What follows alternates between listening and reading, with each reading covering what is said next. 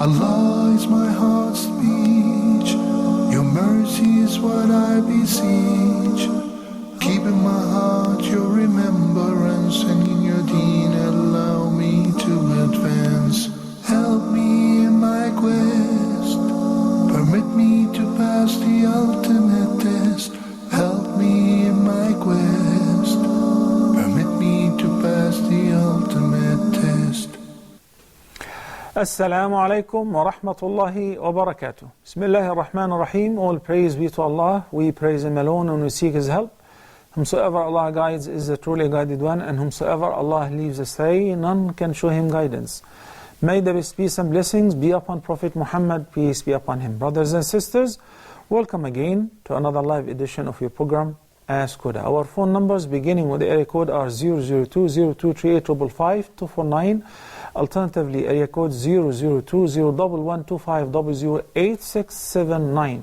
Email address is ask@huda.tv, and the Facebook page is Dr. Muhammad Salah Official. It's always a pleasure to be with you, brothers and sisters. May Allah bless us all and accept this humble effort from all of us. While waiting for your valuable calls, we have a couple pending questions. Muhammad from Gambia. This question is pending from the episode before the last. That's basically last week. He says that he receives his salary on a bank account, then he has to exchange it into a local currency.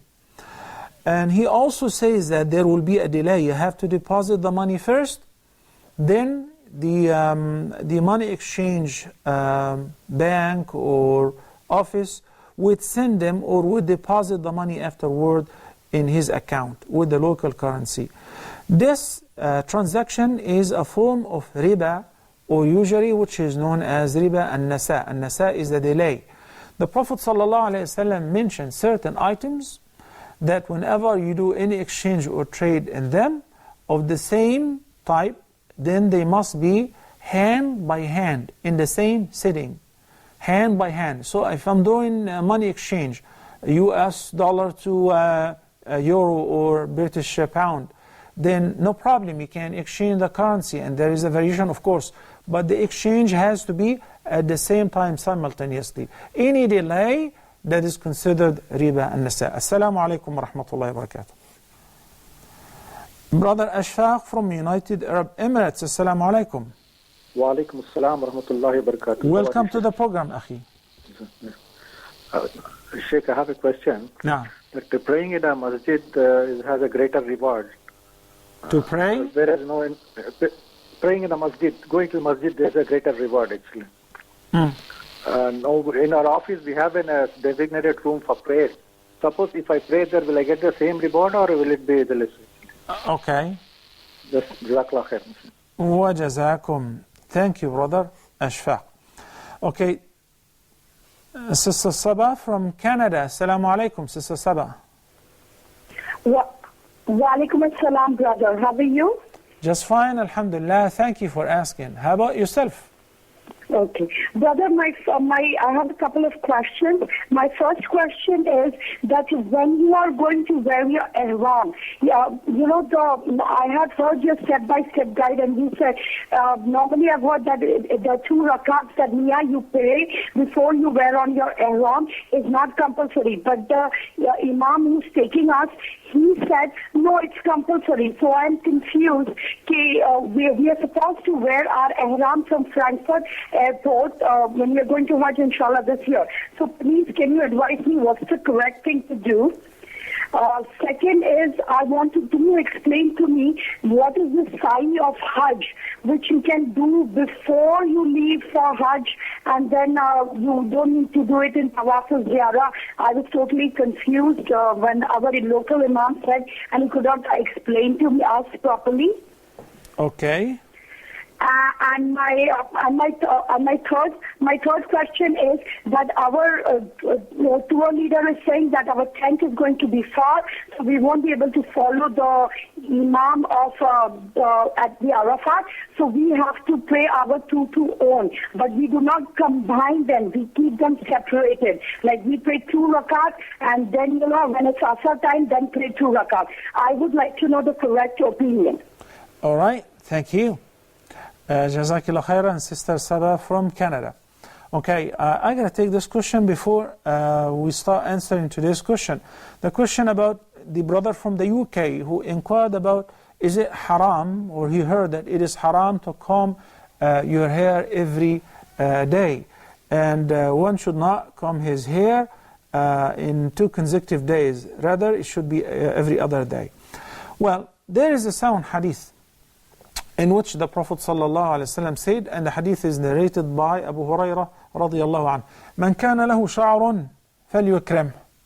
If Allah bless you with hair, bless you with a beautiful hair, long hair, then do ikram to your own hair. How would one do ikram to his own hair? The Prophet ﷺ said, فَلْيُكْرِمْهُ, let him wash it, let him apply a duhn, which means the oil, the cream, hair dressing cream, then comb your hair. Do that on regular basis. This is what the Prophet ﷺ said, مَنْ كَانَ لَهُ شَعْرٌ فَلْيُكْرِمْ. But the Prophet ﷺ also said in another hadith that is collected by At-Tirmidhi wa Abu Dawood, نهى رسول الله صلى الله عليه وسلم عن الترجل إلا غبا. And this hadith, which is the reference which may make some people think that it is not permissible to comb their hair every day. Rather, it's only every other day, which is not true. The word at-tarajjul, which means combing the hair, taking care of your hair, washing and applying the oil or the cream, the hair dressing cream and all of that. إِلَّا غِبَّ. Al-Imam Ahmad ibn Hanbal radiyallahu anhu said it means that he should not do that on very regular basis, very often, where it becomes very distracting. He behaves like a girl. He's sitting before the mirror every day, fixing his hair several times. No, he said, so if you want to apply the cream and the hair dressing cream, then once every couple days. But this is his suggestion. Also, in another incident, Jabir ibn Abdullah radiyallahu anh narrated that the Prophet ﷺ was sitting, and a man came, a Bedouin came, ثائر الشعر, ثائر الرأس. ثائر means his hair is disheveled, like he didn't comb it for a while. So the Prophet ﷺ said, أما يجد هذا ما يسكن به رأسه, ما يسكن به شعره. Couldn't he find anything to comb his hair down with, to fix his hair with? It is a sign that you should take care of your hair, you should honor your hair, you should comb your hair on regular basis. There is another hadith that the Prophet ﷺ was sitting in the masjid, and a Bedouin walked in ثائر الرأس, likewise with the disheveled hair. So the Prophet ﷺ pointed out with his hand, "Ukhruj, get out." So they understood that the Prophet ﷺ didn't want to see him in this appearance with his hair disheveled. So he went out, he washed his hair and his beard, and he combed his hair and his beard. Then he returned back to the Prophet ﷺ. So he said ﷺ in his remark after seeing the person dressed his hair, أليس هذا خيرا من أن يأتي أحدكم ثائر الرأس كأنه شيطان? Doesn't he look better now? Isn't that better than coming with your hair disheveled and your beard disheveled? Looks like Satan? This is what the Prophet ﷺ said. So we do not say that it is haram to comb your hair every day or a couple times a day, but what is disliked is to keep yourself busy with your hair, that you are distracted. Most of the time you're sitting before the mirror, you're fixing your hair like a girl. No, you're not supposed to do that. Assalamu alaikum wa rahmatullahi wa barakatuh. Thano from Pakistan. Assalamu alaikum, Sheikh. Wa alaikum assalam wa rahmatullahi wa barakatuh. How are you, sister? Alhamdulillah, Jazakallah for asking. Sheikh, I have 3 questions. Yeah? My first question is, in the state of Ihram, can we use soap or we have to carry unscented soap with us? Okay.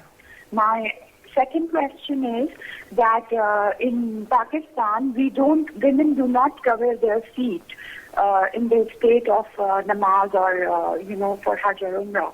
So is this right not to cover the feet, or should we cover our feet with socks? And my third question is, I want to send my son for Islamic education somewhere. So I want you to recommend me some good university where, inshallah, he goes and studies.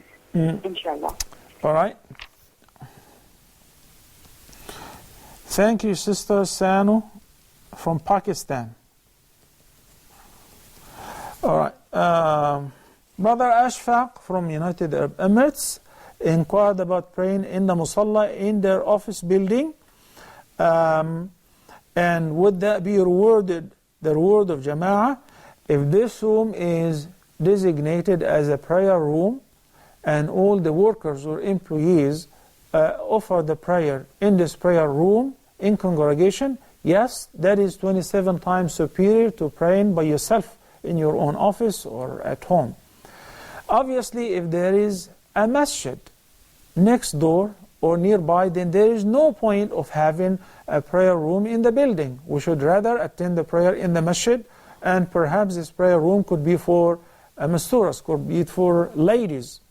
But if the masjid is far away and the prayer room in the building is prepared for the season, it is sufficient, and those who attend the Jama'ah there get the promised reward of 27 times greater than if you were to pray by yourself. Jazakumullahu khairan. Sister Saba from Canada. Well, I wish you didn't have to say your local imam and mention particular people, but I recall several years ago when I performed Hajj, and I was listening to people giving fatwas here and there, where I heard amazing things. I heard a lot of false and fabricated fatwas. And I think, since you said that you've been watching the program Hajj Step by Step, I pointed out to some of those fake fatwas. One fatwa which I call the cab driver's fatwa, and another which is called the barber's fatwa, because those who issued this fatwa must be beneficiary. So they say that if you are in a state of ihram, whenever you're coming to do tahallul, you cannot cut your own hair. You have to go to a barber. And also they make it even furthermore extreme by saying that nor can you cut somebody else's hair if you are in a state of ihram. So if we're a couple million people performing Hajj, then we're stuck. We cannot do tahallul because we have to order barbers from Taiwan, from China, so that people who are not performing Hajj can give us a haircut. That's false. That is not true. Whenever you finish the manasik and you're due to do tahallul, you can do your own self-tahallul. You can, if you have your own razor, you can do cutting or trimming your hair. It should cover your entire head though. So if you do that in your hotel room, fine. Women, there are no barber shops for women. So if they cut their own hair, or if your roommate gives you a haircut in the room, that's perfectly valid. So we refuted this misconception, and we said there is no such thing. Also, last episode there was another question. One brother would say that on Yawmun Nahr, the 10th day, the Eid day, the 10th of Muharram, when we return from Arafat, we throw the stones, then we go to perform Tawaful Ifada, the Tawaf for Hajj, which is also called Tawaful Ifada or Tawaful Ziyarah. That is the third pillar of Hajj. Hajj has 4 pillars: Ihram, Arafah, Tawaf, and Sa'i. So some people are very strict and they say that you must perform Tawaful Ifada on the 10th of Muharram, which is not true. No doubt it is preferable. The Prophet ﷺ did perform Tawaful Ifada on the 10th. But guess what? In many narrations he was able to return back to pray Dhuhr. He led the Dhuhr prayer in Mina. in one hadith. There is another hadith which says that he prayed in Mecca, and a combination of both, that he prayed once in Mecca, then when he returned to Mina, he found the companions were waiting for him to lead them in Dhuhr prayer, so he led them in Dhuhr prayer, that he prayed again. Because the entire number of pilgrims who were performing Hajj at the time with the Prophet ﷺ were approximately 124,000. That's it. And it's a huge plain desert, riding on the back of their camels. And the distance from Mina to the Haram is only 7 kilometers, 4.5 miles. You can walk, but because of the exhaust, because of the carbon dioxide, because of the millions of cars and buses and the traffic jam, it's impossible for people to walk if they don't know the direction as well, and they can get sunstroke. So what I mean is, it's very hard for most people to leave from Mina on the Eid day, to go to the Haram, perform tawaf with ease, then perform sa'i, then return back before sunset. Some people can do that, but the vast majority of people cannot do. So we say that if any person decided to postpone their tawaf to the 11th, to the 12th, to the 13th, that is permissible. Before they leave, they postpone their tawaf al-ifada until the day of their departure, where they did tawaf al-ifada, and then they did the sa'i for Hajj. Then they are exempt from doing tawaf al-wada'. They can just leave right away if it is the last duty they make in Mecca. So they are exempt, because the purpose of tawaf al-wada' is, as the Prophet ﷺ said, لِيَكُنْ آخِرَ عَهْدِكَ بِالْبَيْتِ, that the last thing that you should do in Mecca is to perform tawaf around the house, around the ancient house, Al-Kaaba. So we should make things easy for people. The Prophet ﷺ, on the day, some people came and said, Ya Rasulullah, I shaved before I slaughter, I did this before that, I threw before I slaughter before I threw the stones. The Prophet ﷺ said, If'al wala haraj, If'al wala haraj, which means make up the rest and there is no blame on you. This is the Prophet ﷺ, not your local imam, not me, not any person who says I'm Hanafi or Shafi'i or Mali. This is the Prophet ﷺ. The right order is, on the 11th day, you throw the 7 peoples. You throw them at Jamratul Aqabat al-Kubra. Then you return. You slaughter your Hajj. We don't slaughter the Hajj by ourselves. We appoint others to do it. Consider it done. So can I shave my head now? Yes. I'm not sure whether they slaughtered or not. It doesn't matter. Because the order is sunnah. You go ahead and you shave or trim your hair. Dress up in your regular clothes. If you have a chance to go to Mecca on that day, right away, to perform tawaf and sa'i and come back, fine. If not, if your group leader, if your travel agent said it's impossible, there are huge screens which announces, do not approach the Haram now. We're talking about 3+ million people want to perform tawaf at the same time, want to do sa'i at the same time, are heading to the same direction simultaneously, returning back simultaneously. What about the cab driver's fatwa? As a young man, back then, of course, me and my friends, we decided, hey, let's walk. We made it, we did it. We went to the Haram, we performed tawaf and sa'i. Cool, we want to go home. We're tired, we're exhausted, we haven't slept since yesterday. And our camp is by the end of Mina, not in the beginning at the Jamarat. So it's a long walk, close to Al-Muzdalifah. It's hot, burning. Okay, we need to take a ride.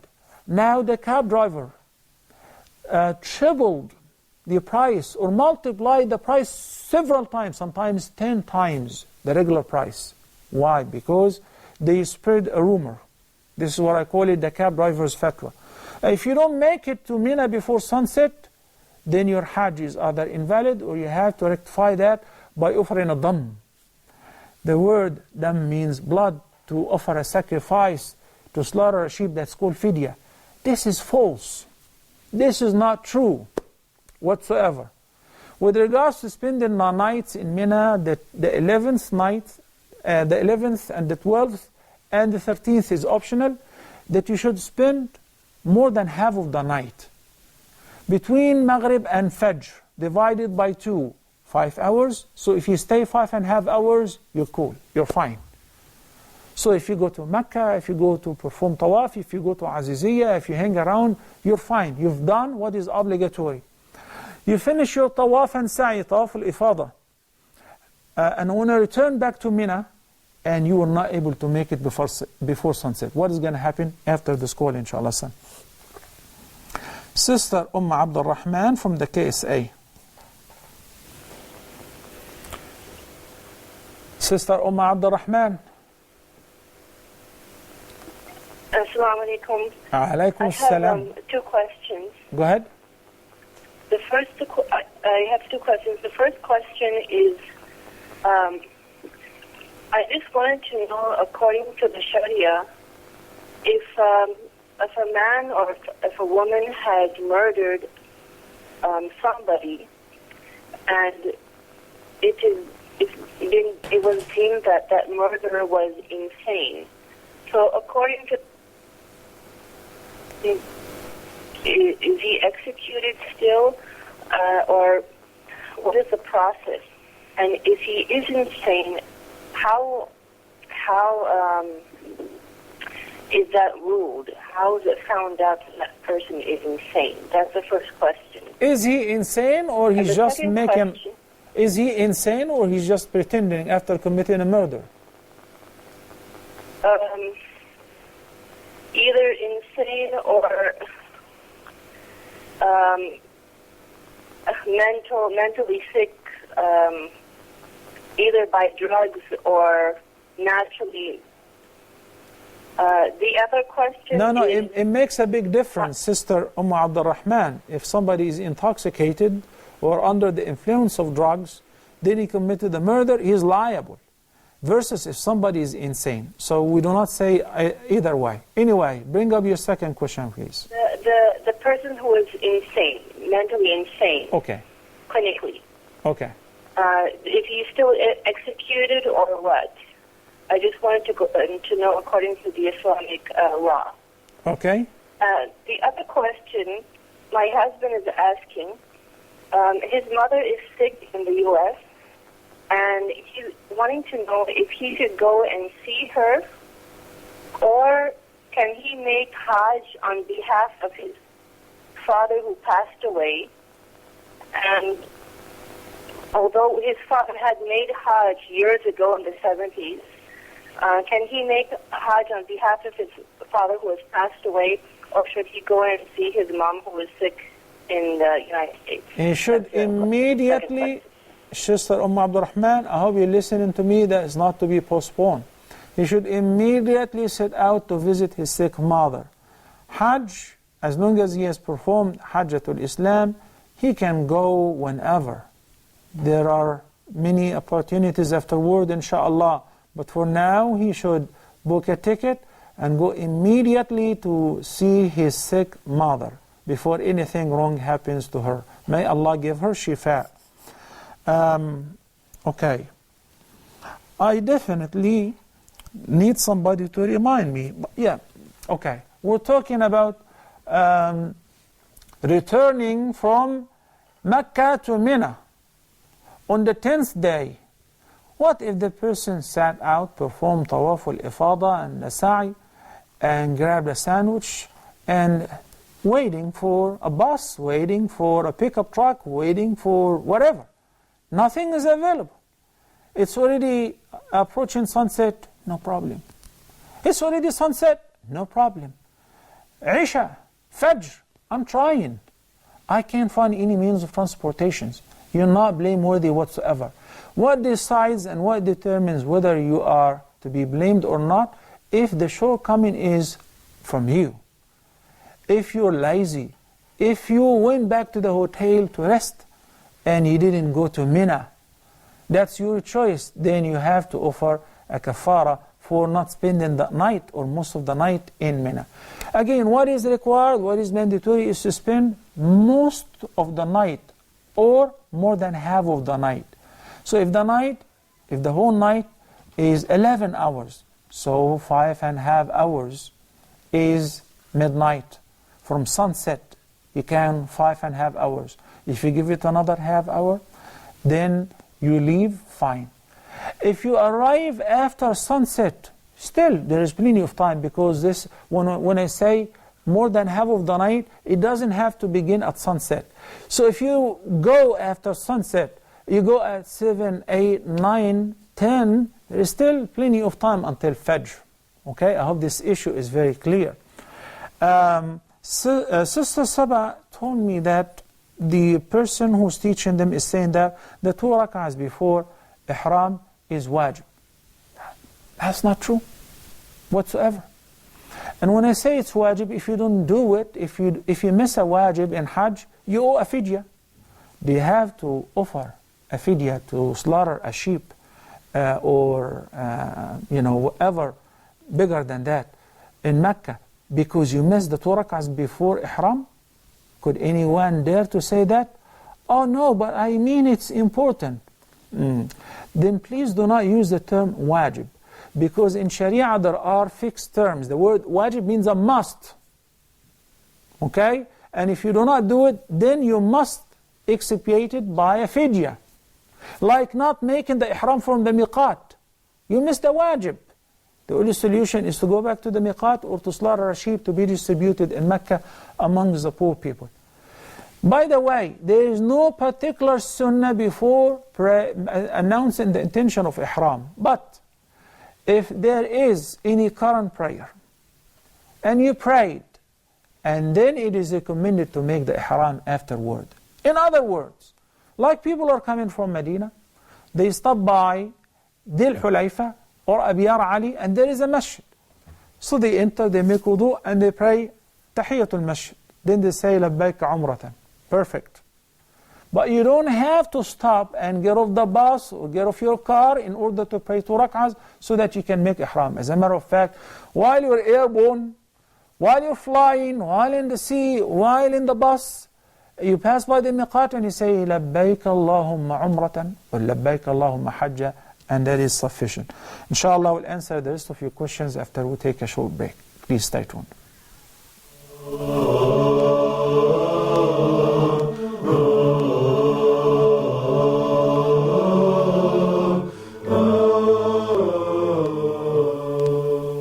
Huda TV's social media sites are the best way to contact us from anywhere around the world. Stay connected with Huda TV's latest news and programs through Facebook, Twitter, Google+, YouTube, Skype, and Instagram. It's fast and easy. Stay up to date with your favorite shows and scholars today. Huda TV, a light in every home. Assalamu alaikum. Good evening. Welcome to another live edition of Huda Tonight. This program provides some of the latest news and information from around the Muslim world, and also discussions about topics that are important for Muslim life. Brothers and sisters, the Islamic perspective on divorce, it's an outlet which Allah subhanahu wa ta'ala has made halal for any relationship that has gone sour or an abusive relationship. But this principle of divorce has its rules and has its procedures. For our first news item for the news segment tonight, we're going to go to the United States, the state of Kansas, the Muslim community there in the United States, the state of Kansas. The city is Kansas City. Is communication. In order to communicate, you have to make sure that exactly you tell or you told the other or the partner the real thing about yourself. Tonight we're going to talk about, inshallah, Abdullah ibn Abbas. And what I wanted to start off with, we all know that he was very young when the Prophet ﷺ passed away. So let's start from the beginning, from his youth. Time is very important and precious. Many of us in our youth and in the Muslim Ummah doesn't know the value of time. And even if we think we know, sometimes we face difficulty and challenges understanding and managing your schedule on a daily basis.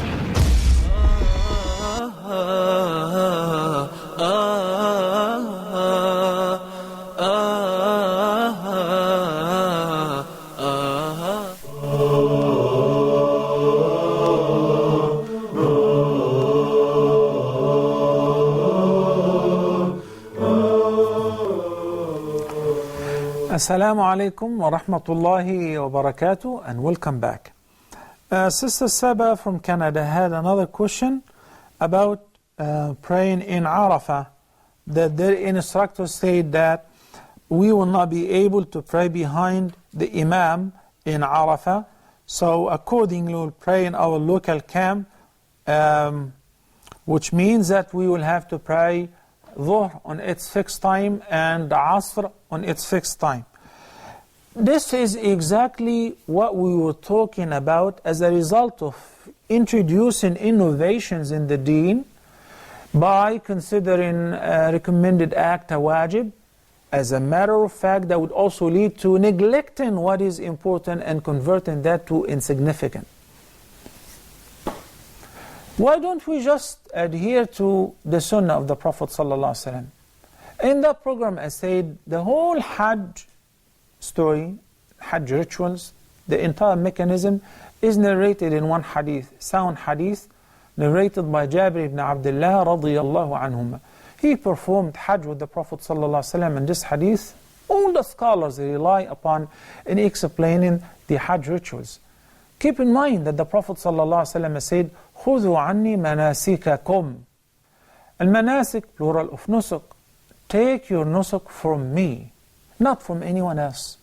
Imitate me, copy me. In the sound hadith, rather a hadith, the Prophet ﷺ ordered the adhan to be called, then iqama was called. There was no sunnah prayer, where he led them in dhuhr prayer, 2 rak'ahs. Then another iqama was called immediately, and he led them in asr prayer. Combine dhuhr and asr together at the time of dhuhr. This is what the Prophet ﷺ did. May I understand on what basis that you're recommending that we should not combine the prayer in Arafah because the Imam will be far away? That's baseless, truly baseless. So what should we do? Even in your local camp, because the Prophet ﷺ predicted that, and he said, وَقَفْتُ هُنَا وَعَرَفَةُ كُلُّهَا مَوْقِفٌ. He stood by the stones of the mountain, and he said the whole valley of Arafah is a valid place for wuquf, to be there, whether standing or sitting or reclining, to be in Arafah, except a certain area. But in your local camp, the Imam leads you in Dhuhr and in Asr prayers combined at the time of Dhuhr, and each prayer will be 2 rak'ahs. This practice is known as emphatic sunnah. Whoever does otherwise is innovating in the deen of Allah. But it is not also mandatory, it is mere emphatic sunnah, because the Prophet ﷺ did so. Nowadays, some people hang around in Arafah because of the traffic, even until they hear the adhan for Isha. Could they just pray Maghrib and Isha in Arafah? No. Wait until you reach to Muzdalifah, provided it should be before midnight. Because the Prophet ﷺ deliberately delayed praying Maghrib along with Isha at the time of Isha in Muzdalifah. Follow and do not innovate. Assalamu alaikum wa rahmatullahi wa barakatuh. Brother Muhammad from the KSA. Wa alaikum salam wa rahmatullahi wa barakatuh.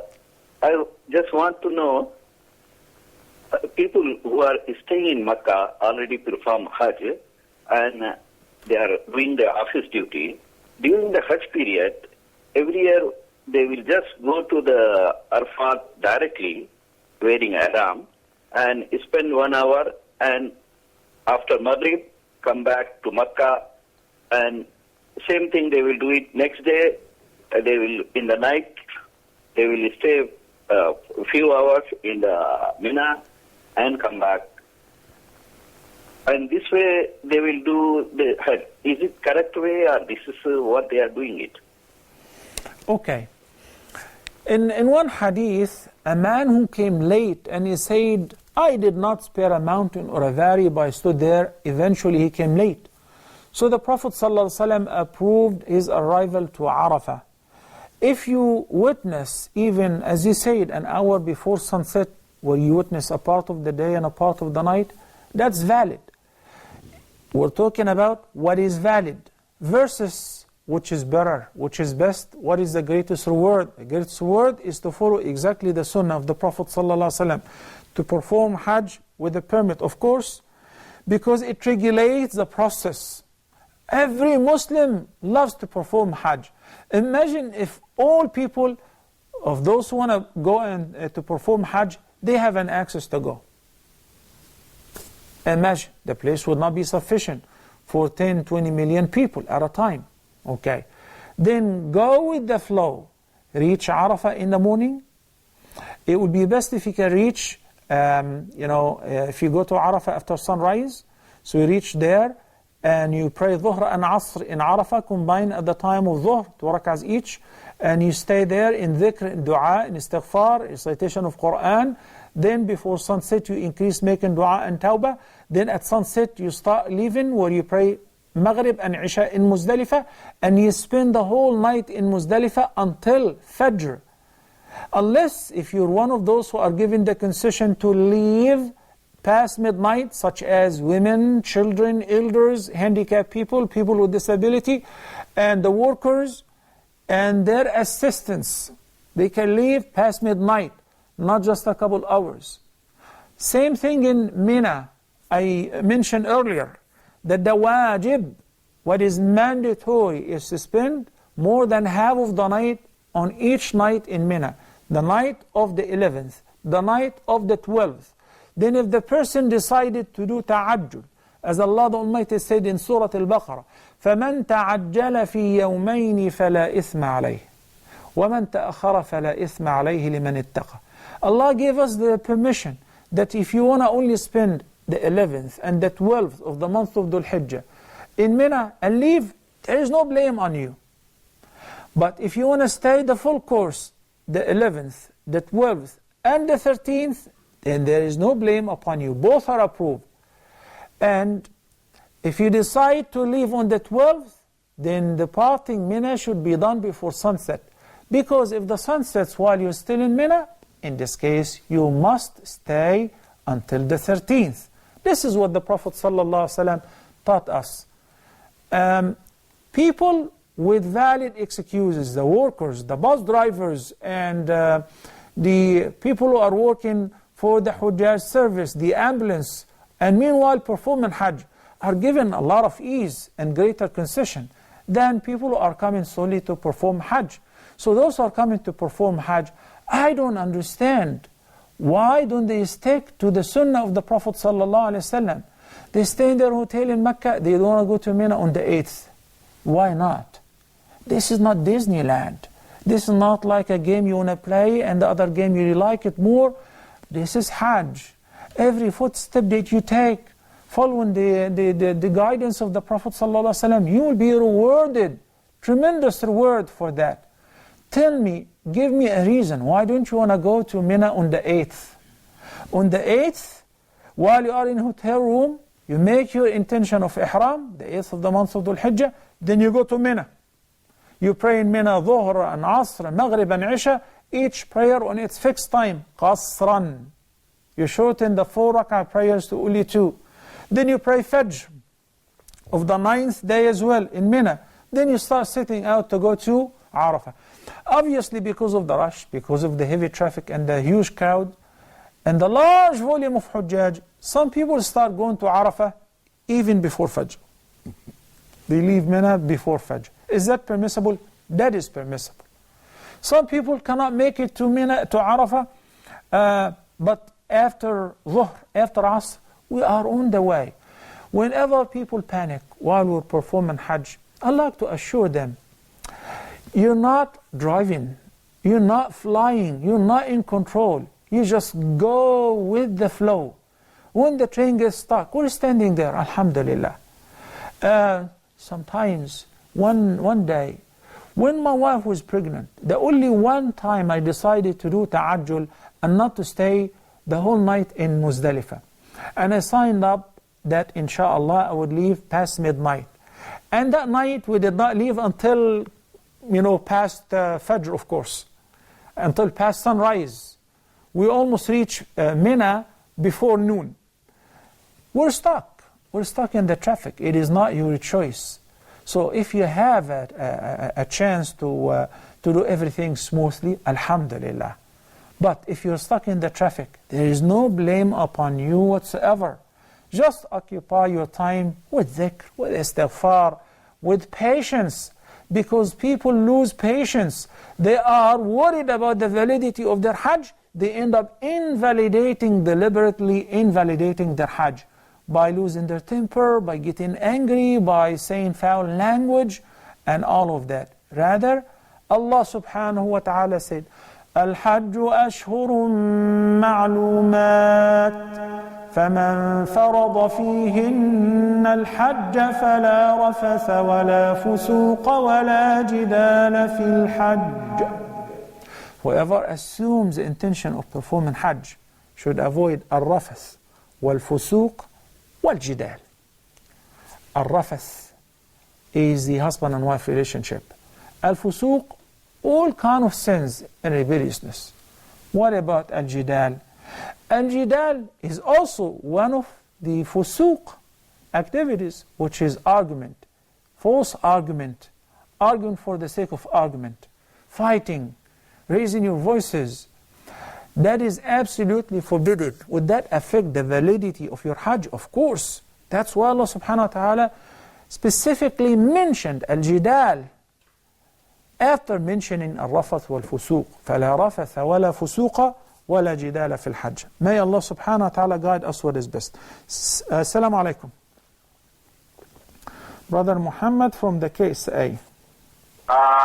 If we go to when we do Umrah from Jeddah, can we come back to Jeddah and do halaqah? My second question is, to Sayyid, can we give zakat and sadaqah? Okay, got your questions. And can we sell the old gold and buy new gold at the same time? Jazakallah khair. Thank you so much, Sheikh. وجزاكم. Okay. Muhammad from KSA asked about if you perform Umrah, you're living in Jeddah and you perform Umrah, can you postpone tahallul? He said the halqa. He means al-halq, which is shaving. Until you return home, you go to Jeddah, fine, no problem. But keep in mind, you're still in ihram. It is best to hasten doing the ihram soon after you finish as-sa'i. But if you postpone it, it is permissible while you're maintaining the ihram and avoiding all the restrictions. Exchanging old gold for new gold is permissible, provided it is fulfilling two conditions. Yadan biyad. And the same value. Yadan biyad means you give the old, you collect the new. And the same value. You exchange 100 grams of old gold, a bracelet for instance, you exchange it for a necklace. 100 for 100. But this is old and this is a new design, so they will give you the 100 for 80. That's riba. The solution is easy. Sell him the old gold for whatever price you agree to.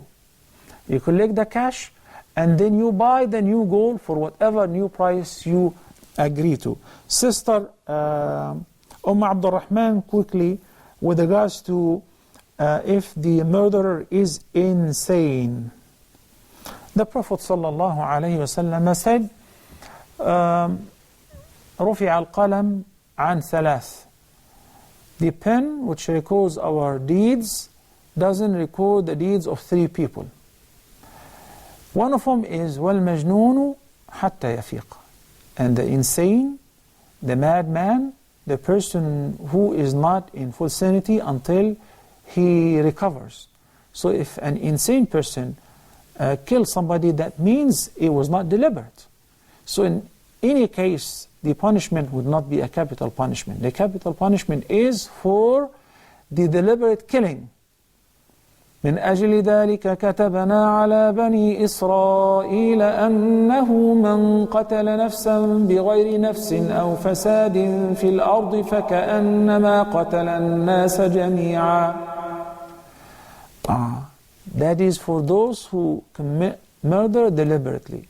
وكتبنا عليهم فيها أن النفس بالنفس والعين بالعين والأنف بالأنف والأذن بالأذن والجروح قصاص.